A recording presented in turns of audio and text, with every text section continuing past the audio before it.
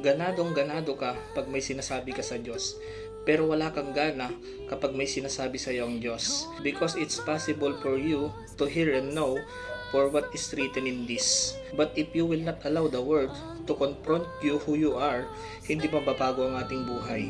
Amen? Kasi kung wala tayong delight patungkol dito, ako ay naniniwala ang tunay na transformation ay effortless kasi hindi self-will, kundi grace ni Lord ang nag-enable sa iyo to be transformed. If you will just allow the Word to confront you, mapagpakumbaba ka.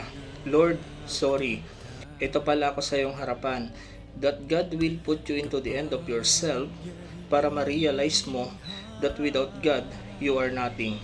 If you will not allow God to do that to you, ang sabi ng scripture, para mo lang pinapakinggan pero hindi mo ina-apply ang salita ng ating Panginoon.